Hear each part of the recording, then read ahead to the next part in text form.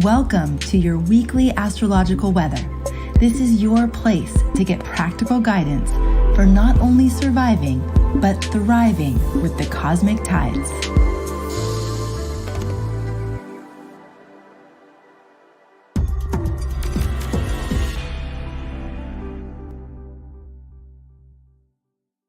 Well, hello, everybody, and welcome to your weekly astrological weather. I'm so thrilled to be here with all of you, and happy Halloween to those of you who celebrate Halloween. I'm also very, very grateful to be here today with Nura, Rachelle, an incredible intuitive astrologer. We have had Nura on the show several times at this point, and always love connecting in with her, and especially this week. This feels like a really good Nura week. And I'm really excited to hear what you have to say. So welcome back to the weekly weather. Thank you so much, Amanda. So great to be connecting in this very thin veil space. It feels like so much magic is happening. Love it. Okay, so let's start with the theme.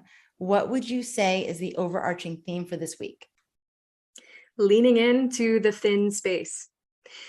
Especially if you celebrate Halloween, or if you're connected to maybe more of the Samhain energy or Day of the Dead energy, or really from any culture where we're celebrating these thin spaces and our ancestors and everything in between, how can you lean into that thin space? And I feel like this is also directly correlated to the level of fear that we have of going into those spaces, because that's also where we find some of the shadow parts of ourselves that maybe we've been repressing, kind of stuffing down into our shadow bag. But if we can lean into that thin space, and also the quiet moments, we're just coming out of that new moon solar eclipse. So we're very much in this internal alchemical cauldron. We're starting to build up this energy, and also building up to what's going to be revealed at the full moon lunar eclipse. So we're in this middle space, which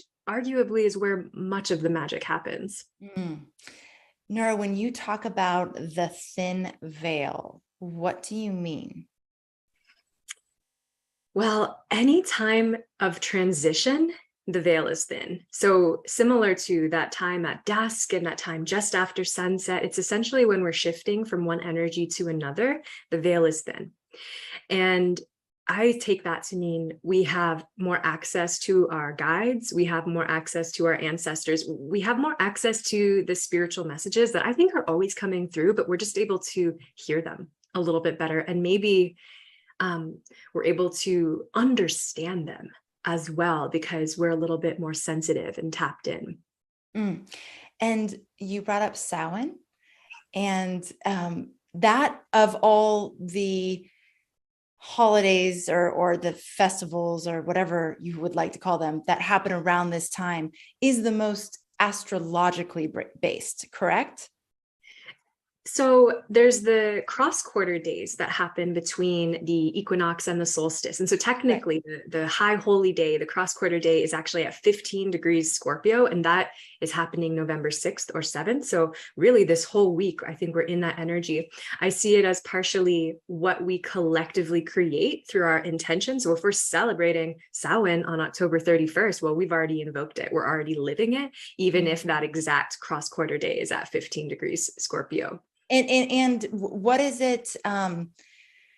Why was a cross-quarter day celebrated, or why is a cross-quarter day celebrated?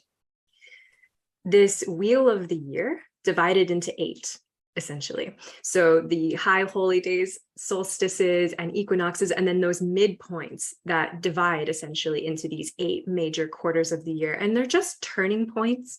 They're, again, where we're shifting from one primary energy and focus into another. And we can use this in so many ways for our health, also for our general, where are we putting our productive energy, where are we putting our attention. It tends to take a notch deeper within, especially in the Northern Hemisphere, which is where I'm from, which is where my whole cosmology is really rooted in. And I know it's a little bit different in the Southern Hemisphere because maybe they're getting more sunlight, so it's a little bit different. But from what I've learned of this season, it's pretty noticeable. It's like, oh yeah, we know that it's the autumn in end of September and October, but I feel like as soon as Scorpio season hits, and as soon as this Samhain cross quarter time hits, you're like, oh, we're in autumn. It gets real, which is also how I view the fixed signs in general, which all hold these cross quarter times, where it's that midpoint of the season, which is almost the most pure essence of the season. I see it as.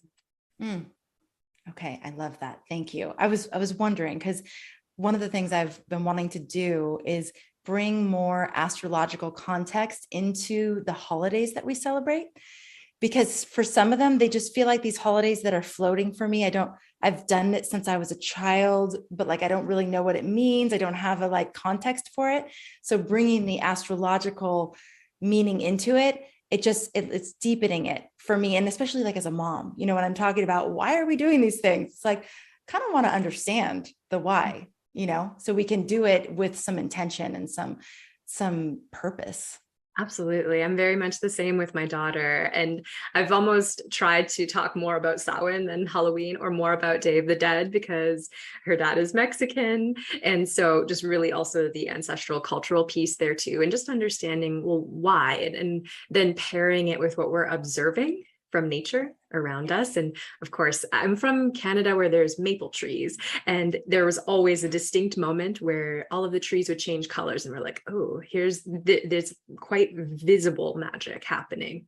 Right. And what does that mean? So I think every place and location is going to have its own connection and meaning. And that's what I just invite everybody to do, is like, look around what's actually changing. What's the external natural changes? And then how's that also mirroring what's happening within you? Like we talk so much with Scorpio season around death and rebirth and transmutation, transformation. And so it's like that, as above, so below, as within, so without. It's just all around us.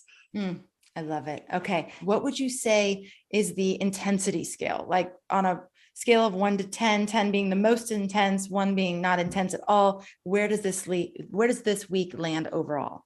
I would give it maybe a 7.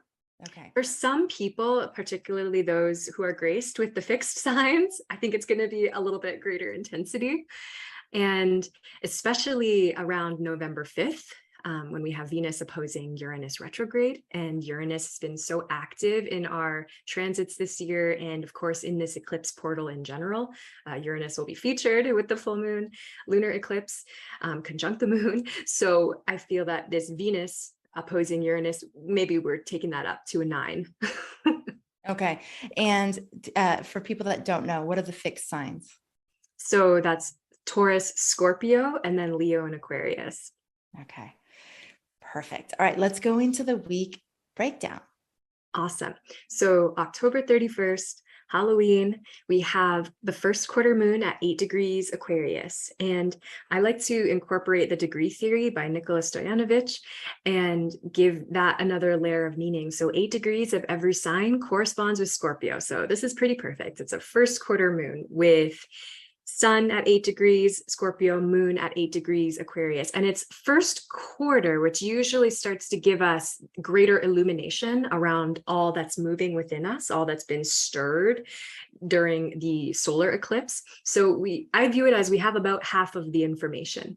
We'll have the other half towards the end of the week with the next eclipse. But I also view this as a time of discernment, because a lot of information and a lot of energy is really swirling around in an eclipse portal, and a lot's also being purged. If we think about Scorpio as ruling the organs of elimination in the body, so it's happening physically. This is a great time for fasting and detoxing, but it's also happening emotionally, mentally, spiritually. So there's a lot of people's stuff floating around, and everybody's going to have a bit of a different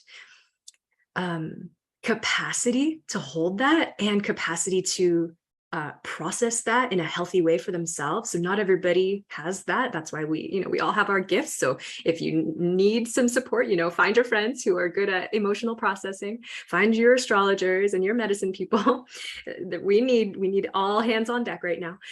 But also information, because it's Aquarius. So it seems to me that we want to be very discerning around the information that we take in. So as much as we're doing physical detox, perhaps, or, making things more simple, like I'm choosing to prepare some soups, for example, that are easy to digest, and, butternut squash and like root vegetable soups and things like this. Like, you can make this really practical, like by how you're cooking, and kind of plan ahead for this.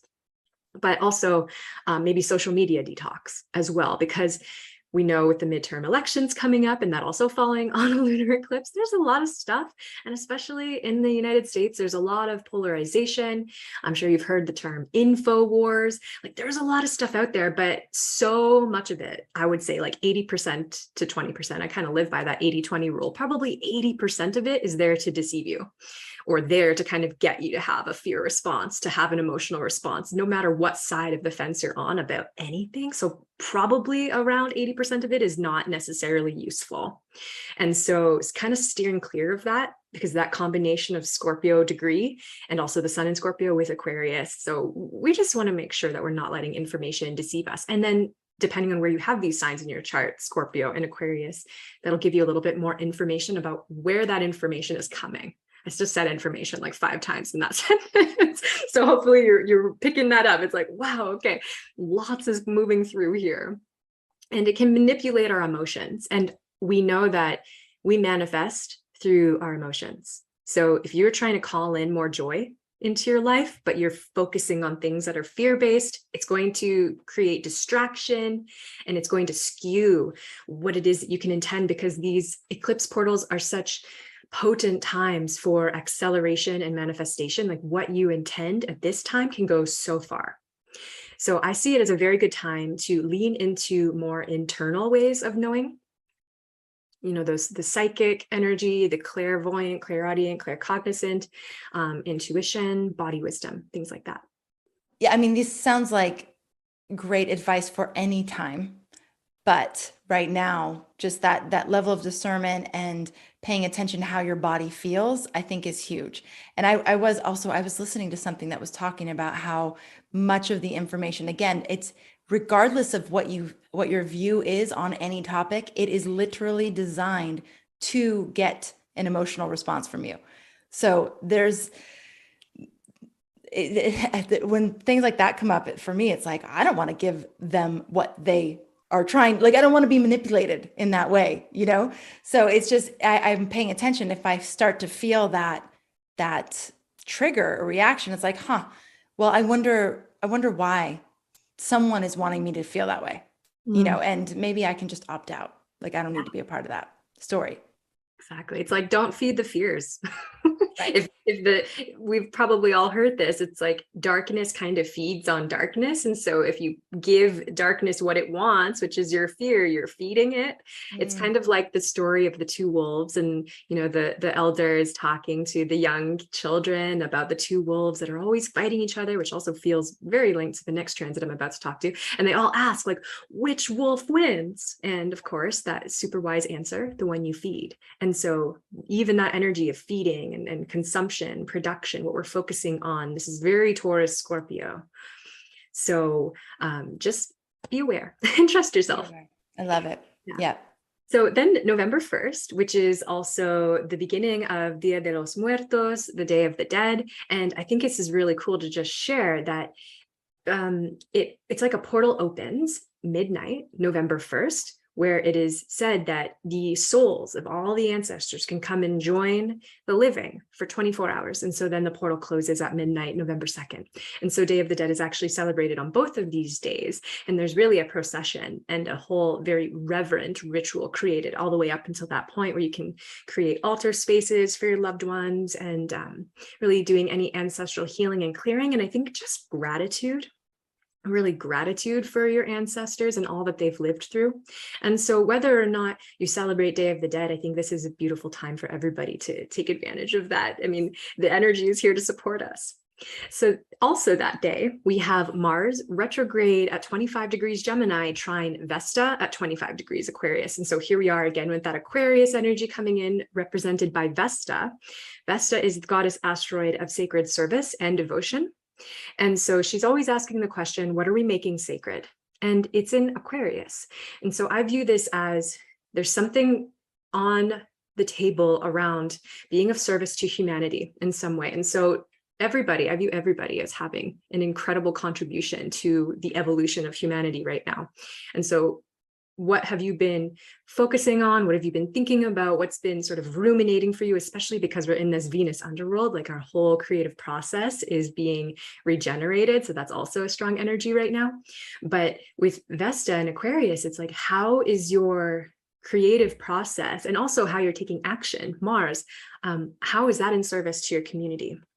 And I view how Mars and Gemini fits into this equation is kind of thinking of Gemini as that polarity, but also options. Like Gemini needs a lot of avenues for expression, a lot of options. I've always found that if I want to have a conversation about something controversial or something kind of weird or just kind of out there that not everybody's talking about, find somebody with strong Gemini in their chart. And I know I'll be able to have some fun. So it seems like that's also on offer. Like we can be mentally rerouted to really bring our actions, which is Mars, our action language, really to bring them in alignment with what will be of highest service in an authentic way, because that's also a keyword for Aquarius is authenticity. One of our team members at Astrology Hub is celebrating Dia de los, you say it so much more beautifully than I can. And they're doing one of those dinners where they actually literally set a place at the dinner for all of their ancestors and family who have passed on to the other side, and they put out their favorite foods and their favorite drink. One of the ancestors loved like a strawberry margarita, so they're putting that out, and it's just, to me, it feels so healthy to have this space that's a rhythmic space, every year where the people who have gone before us are celebrated and acknowledged and brought to the table, so to speak, and their wisdom can speak through. And I love that. I mean, as she was sharing on our team meeting, I was like, God, I would love to do that. That's a beautiful tradition. And I can see it being very powerful for the youth to feel that connection too. It just seems healthy for everybody. Absolutely. This is something I've brought up quite a few times, is the Venus metagoddess in Capricorn, where it's just what her energy is for the whole 19-month cycle since her recent inferior conjunction this January of 2022. So we're still working with that energy of this Capricorn wise elder, which I always see as an invitation to deepen our understanding of 7 generations behind, 7 generations ahead, and then beyond. And how do we honor tradition and honor our ancestors and just honor all of the wisdom that came before, but then still make space for, well, what comes next? And I do agree. It's so important to be fostering that in the youth. So, well, and some cultures are so much more aware of it. We're doing this celestial navigation here with this Hawaiian voyaging community in Maui, and one of the uncles was speaking the other day, and uncle means just elder. He was one of the elders, and he was talking about, he was one of the elders who was on the Hokulea in 1976, which was the voyaging canoe that went to Tahiti. And this man is amazing. But one of the things he was saying is the reason why he's there teaching our homeschool community and different children of the island is because he wants this knowledge to live for 400 more years. And he sees it as his responsibility and duty to continue passing it along to the youth. He said, I'm passing it to your daughter so she can pass it to her daughter. And it was just so beautiful to be in the presence of an elder who's so aware of the impact that they have and the wisdom that they have, and that it is worth preserving, it is worth sharing and passing along. And I was in tears just listening to him speak, and it was so heartfelt. It was coming right from his soul, how meaningful this work is to him. I mean, you think about it, he could be doing a million other things besides hanging out with, 12 to 14-year-old kids on a Friday morning, but this is what he feels is his sacred service, like you're talking about Vesta, and what is that sacred service that we have? Yes. Oh gosh, I love that so much. And it seems to me that we're, as a collective, putting more value on these traditions. I'm seeing it all over the place. Even here where I am in Arizona, I recently watched something around the mariachi connection and how that was something that really started to foster healthy sense of community and really reclaiming ancestral gifts and wisdom, and how it's become a big movement and how it's also so potent for mental health and really keeping kids both safe and kind of off the streets and things like that, but also connecting with their magic, which is theirs. And I feel like all of this is part of Scorpio gift as well, because it's when we reach back into our ancestry, we start to reclaim those gifts. I also notice a lot of people doing a lot of healing of the witch wound, which is also big in this, because there's so many facets of the witch wound. It's like, oh, maybe studying herbalism at one point, maybe in a past life, if that's your vibe, or even in your ancestry, epigenetically passing down trauma of being persecuted for being a midwife or for helping somebody with some ailment, some illness with herbs, with the sacred magic and all that can create, like the shame, the fear in the nervous system. All of these things get brought up in Scorpio season. And sometimes we don't know exactly what it's linked to, but this is why I think being in our bodies is so important, because we can start to feel, oh, where am I feeling this? Oh, I feel it in my heart. Even me, literally, while I'm talking about this, I'm like, oh gosh, yeah, there's something big there. And it's really all just being revealed. It's stuff that's being brought to the surface. So I tend to think that people who kind of live in this space, live in this constant regenerative, transformational space, tend to have an easier time during eclipses in general, because they do kind of carry a Scorpio energy, all of them, and also a Uranian quality of like liberation, fast movement, quantum acceleration. So it's kind of like going deep into these wounds potentially, or traumas potentially, quick. So you want to have physical support. And I've been saying this a lot too, creating a safe space in yourself. So I feel like all of this is very connected to this time. And that actually leads into November 2nd's transit, which is Venus conjunct the South Node.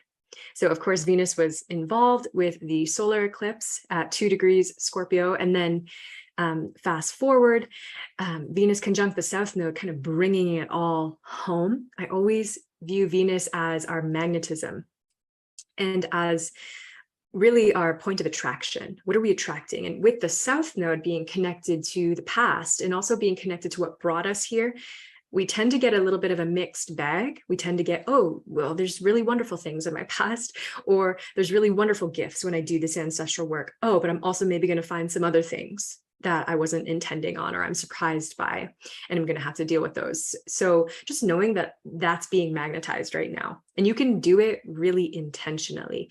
It's like if you go looking for it, you're more mentally prepared than if it just lands on you, if you're just surprised by it.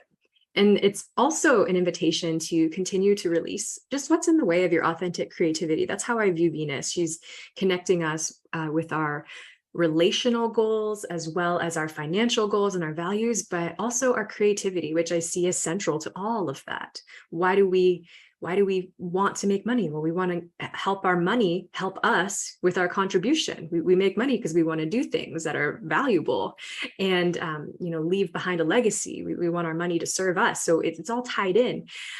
Also, one of the number one reasons for divorces and breakups in relationships is money. So money is very central. And that's, again, coming from the creativity. So it's all touching.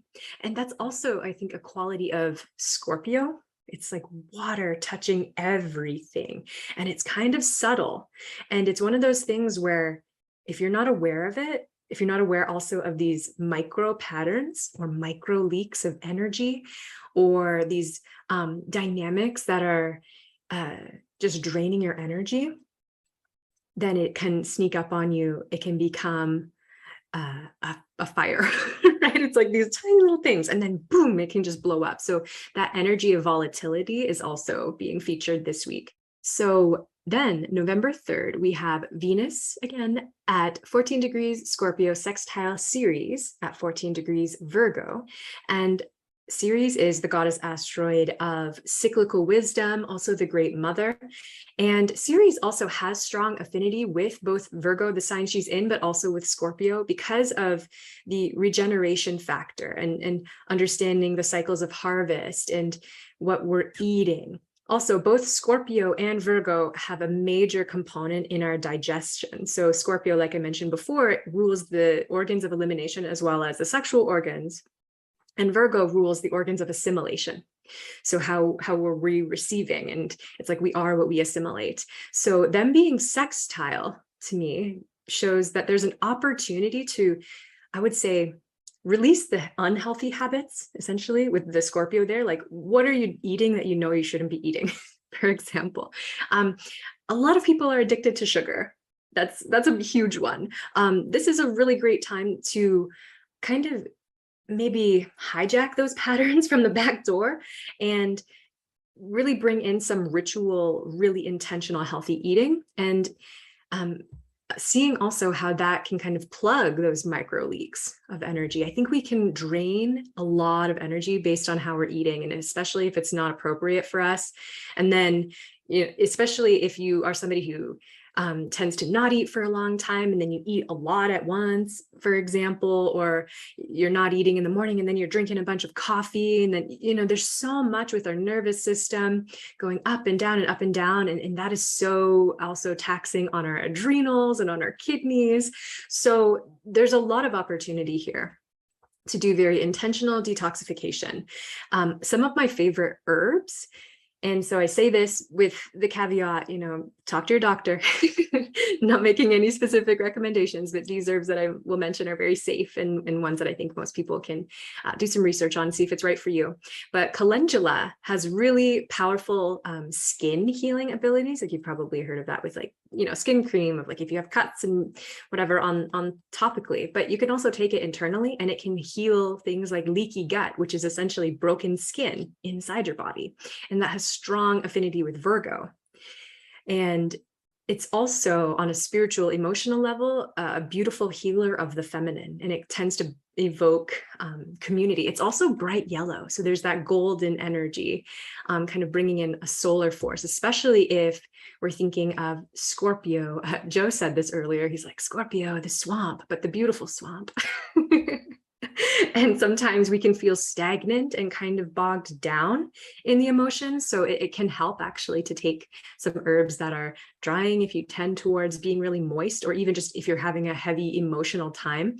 What can you do to, again, create a safe space for yourself? But that might be very physical and very much like, oh, it's how I eat. That can be how I'm creating a safe space because I'm optimal. I'm operating in my optimal form. Some other things too. Scorpio rules the hormonal balance and cellular regeneration. So ashwagandha, tulsi, turmeric, those are my top 3 favorites. There are so many more, but they all fight inflammation, which arguably every illness in the body is connected to inflammation. They also all have an affinity for stress relief, which is one of the #1 things that can put our hormones out of balance. So that's really huge. And now this is why I was asking you if I could swear earlier. There's this great meme out there. It's from a guy from India, and he's saying, my sage advice for life is take a shit. Take a shit in the morning, preferably. Take a shit before you're about to do anything really important in your life. Right? You don't want to be like holding on to all that baggage, all that stuff that just no longer serves you. And this is such Scorpio wisdom. Like before you do something that's really creative, like creating an altar, go take a shit first. And it's so funny. And I think that's also important. We got to laugh at all of this. But if you want some support doing that and re-regulating yourself, Triphala powder is a great Ayurvedic supplement herb, Triphala powder. So all of these things that we can do, like there are things we can control. When so much on the outside world we can't control, we can control what we put into our body. And for most of these herbs, are you like drinking a tea, or like how do you actually consume them? All of these, I put them in tea. So yeah, calendula infusions, basically kind of letting them sit there for at least half an hour, sometimes like overnight if I'm like, oh, I need it heavy.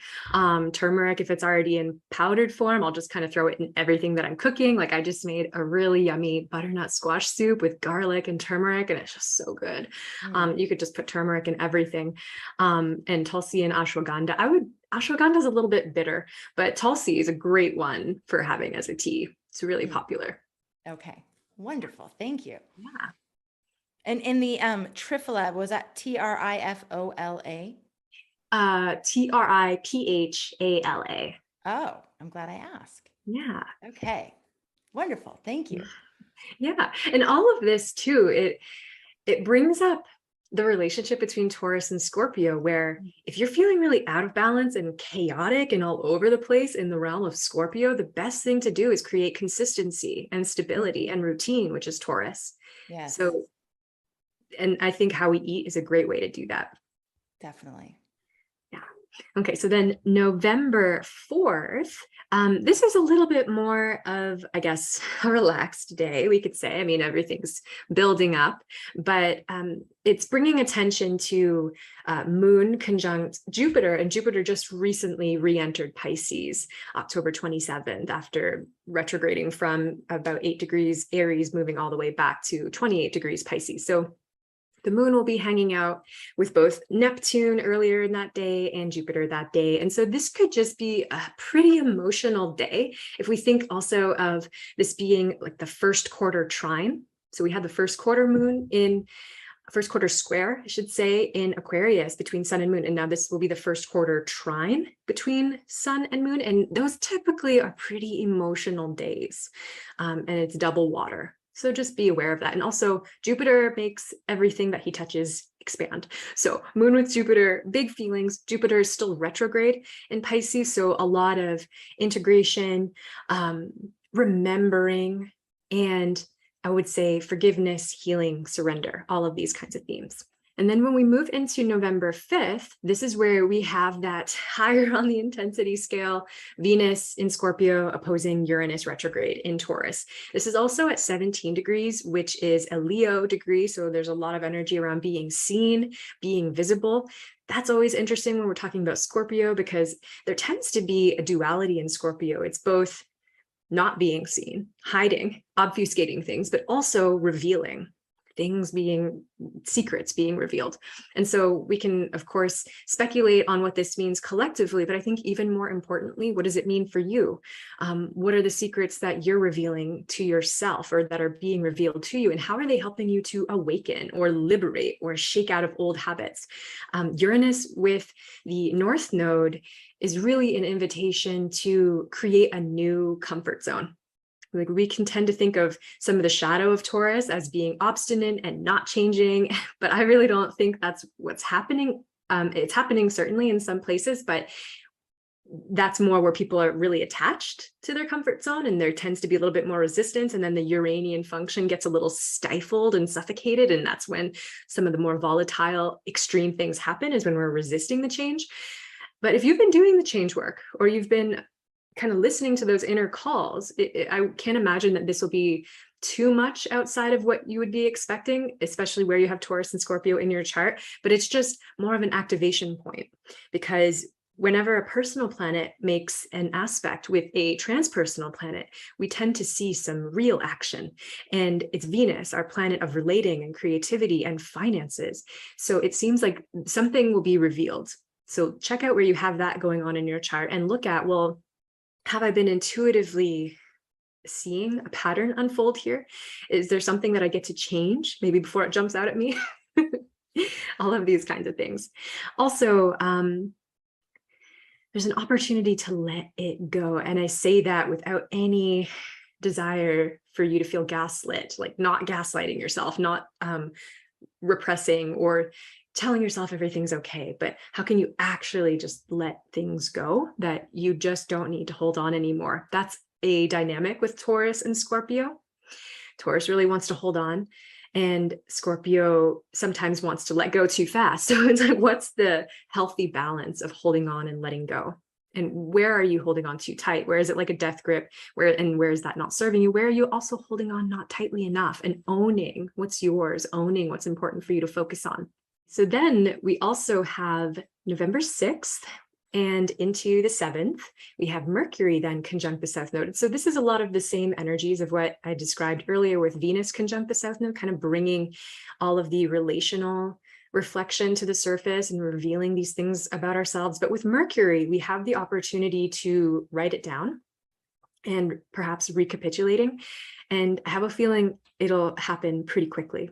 So if there's a story you've been trying to re-story, which I'm a huge fan of that, or a memory you're trying to reconsolidate, this is an excellent time to at least get it down on paper, so that if you're involved in other kinds of healing work, that you can have everything in writing, that it's clear for you. This is also, interestingly, the time when the clocks go back in the United States, but there's something around this, like falling back is what was coming up for me. Like, we're falling back. What is the story? So if this catches you off guard a little bit and you noticed yourself starting to fall back into old story, know that this is a potent time, just write it down. That's a way to, I would say, validate the story and hear it. You can also record yourself and then come back in a little while when you're ready to restory. It doesn't all have to happen at once. Nura, one of the things we just did last week in the inner circle for our new moon ceremony was we incorporated all of the elements in a restory sort of process. So the first step was to earth it by writing it down on paper. So what are the old stories? What are the stories you're ready to release? What are those stories? Write it down.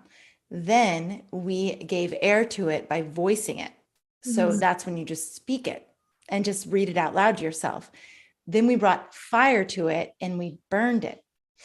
And then everyone's taking the ashes and bringing it to water when they're ready to like officially release it. So that could be the bathtub or the toilet or the ocean or lake or something. But it's like, when are you ready to just like let that story completely go? So we brought in all the elements in a restorying process. So this is something that anybody listening could still do. It felt important to do in this eclipse portal before we get to the next eclipse on the 8th.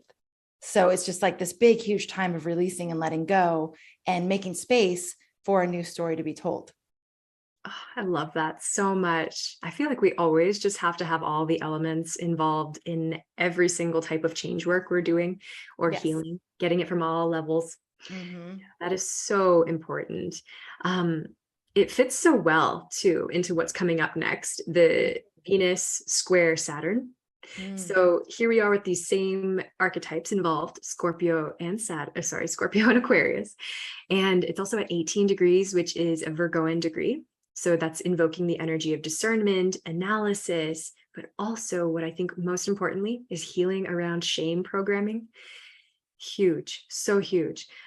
This is so draining when we're not authentic. It's so draining when we're holding ourselves back because we think somebody's not going to like us. And if we use this Venus-Saturn square, I think it's actually an opportunity to mature. And I say this with a lot of love and compassion, but really bringing ourselves up to, I came here to contribute something, Saturn. I came here to show up in a certain way. And I've allowed the shame programming to dim my shine. I've allowed that to keep me small, but no more. No more excuses, basically. So it's so potent. I think all of the reasons, all the very good reasons that you have for not showing up in your fullness, for not dreaming big, for not being authentic with what you want, and also not fully living, because that's also very Venus and Scorpio. Scorpio is very much the edge walker, as they call it in shamanic astrology, the one who's really here to test out the boundaries and live fully and feel everything. It's like, are you stopping yourself from doing that because you're scared? And again, lovingly, but realizing we've got this one life. And I don't mean to sound morbid or limiting, but that is kind of the vibe that Saturn brings, right? So we want to have responsibility for this life. It's very much carpe diem, like seize the day. Energy also feels potent, especially when we see those we love leaving the earth plane. I think that's one of the most potent lessons that death teaches us, is how to really live. And that's what I notice when people are grieving loved ones, instead of, being sad that they're gone. It's like, well, what did their life teach us? And how can I now really kind of connect with, how can I live more? Almost how can I live in reverence to them as well, too? Yes. And, it's interesting what you bring up about the shame. I would put guilt in the same like category as something that holds you back from joy. It disconnects you from other people. It disconnects you from your authenticity, because it's almost like this tarnish or a veneer that's like over your light.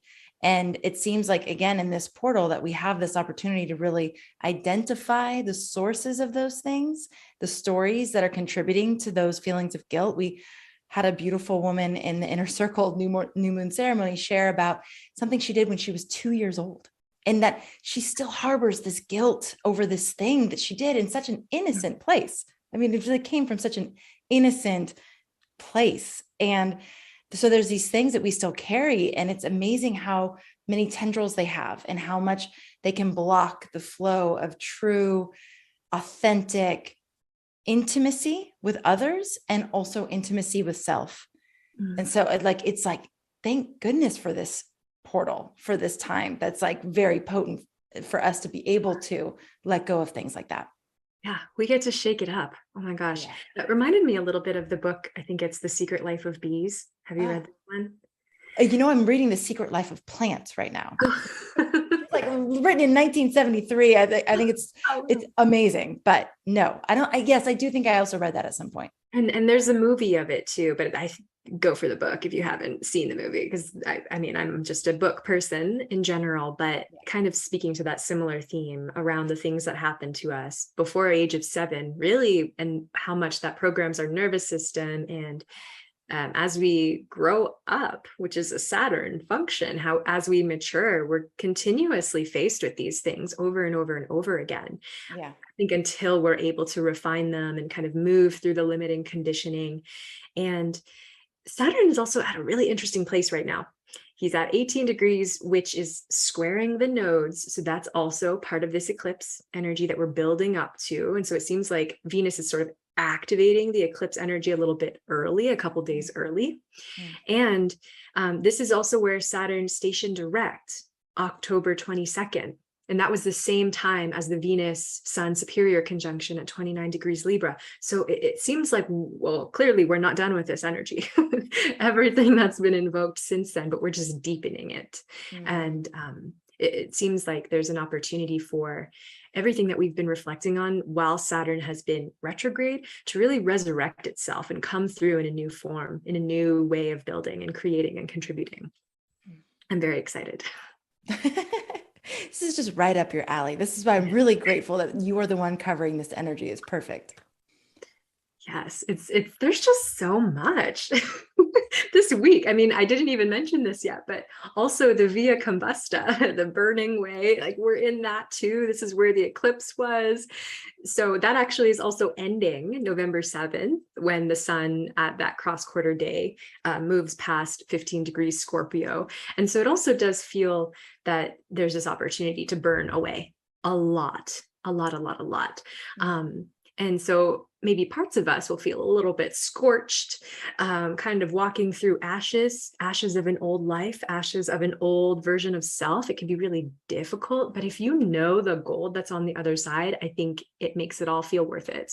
And you can do it with this kind of warrior spirit. It feels like that's also Venus in Scorpio, this sort of more guerrilla warfare style warrior. Okay. Are you ready for the summary? I am. Yeah. Okay. All right. So just going back, the overarching theme for the week is leaning into the thin veil. So this opportunity to really connect with ancestry, with the spirit realm, with the lineage, both in the effort to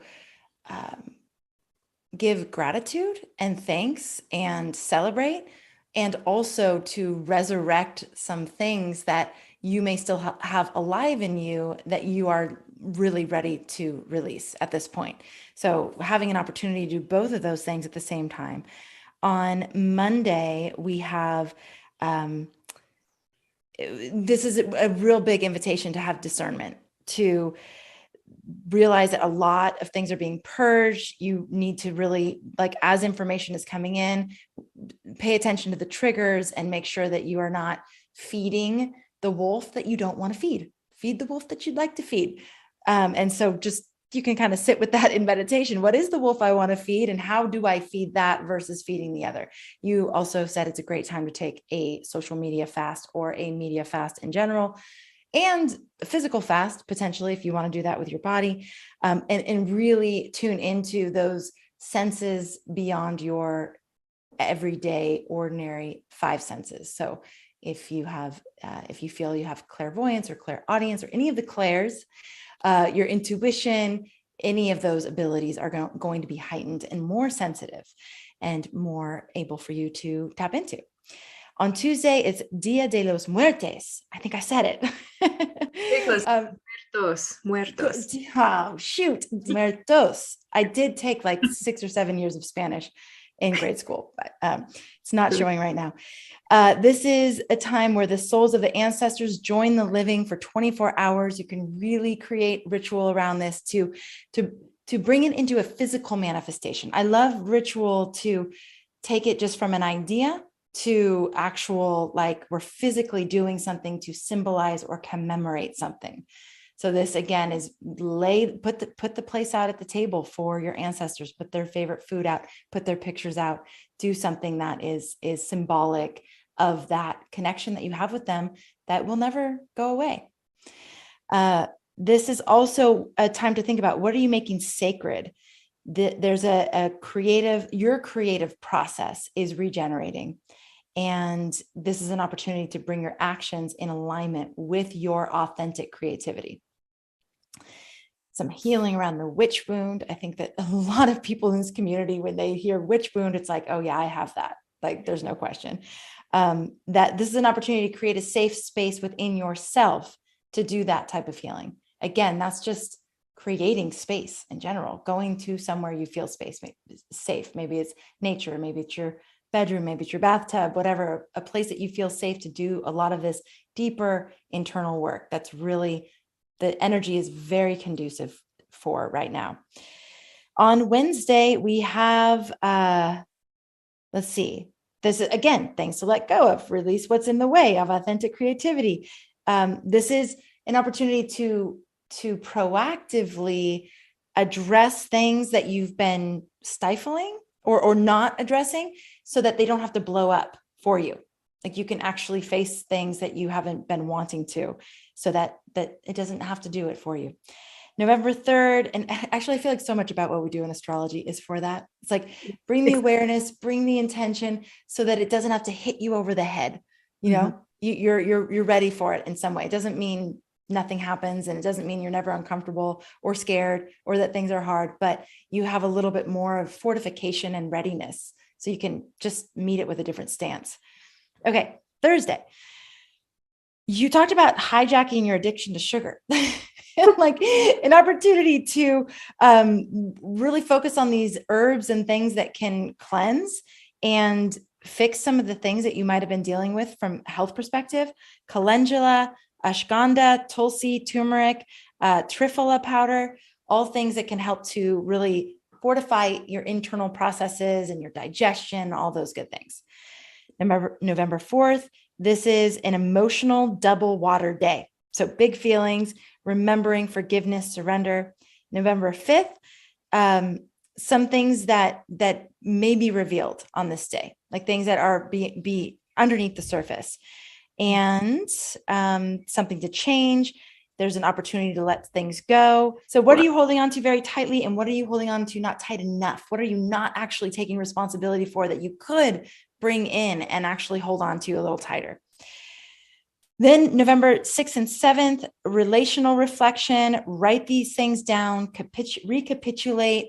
This theme is like throughout the whole thing, just recapitulation, revisiting, opportunity to release, healing around shame, and this idea that you came here to contribute. So there's no more staying small, how to really live. These are like things that will be up, and to tap into your warrior spirit to actually like kind of move through the fire of this eclipse portal. Anything that I didn't say or anything that I said wrong that you want to fix?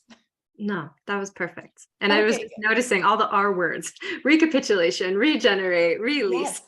Yes. Well, we have Mars retrograde, right? Yeah.